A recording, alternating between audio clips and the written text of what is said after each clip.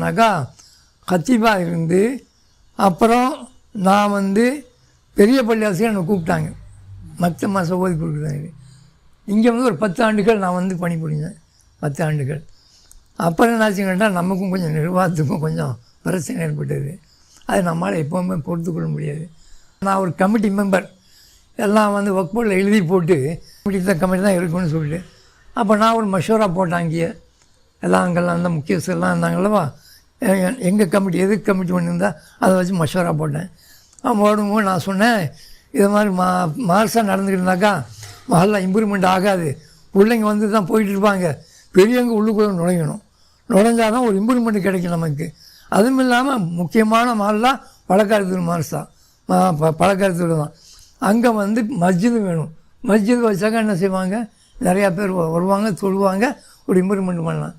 அப்போ கமிட்டிக்கெல்லாம் என்கிட்டையும் ஒப்படைச்சிட்டாங்க. சரி நீங்கள் என்ன செய்யணுமோ செய்யுங்க அப்படின்னு சொல்லிட்டு. அதேமாதிரி தான் மற்றதுக்கும் எதுக்கும் ஃபண்டு கிடையாது. அப்போ நான் ஃபண்டு இல்லாமல் எனக்கு சம்பளமாக நான் ஒர்க் பண்ணுறேன், நான் வேலை செய்கிறேன்னு சொல்லிட்டு ஒரு 5 வருஷம் நான் அதை பணிபுரிஞ்சேன்.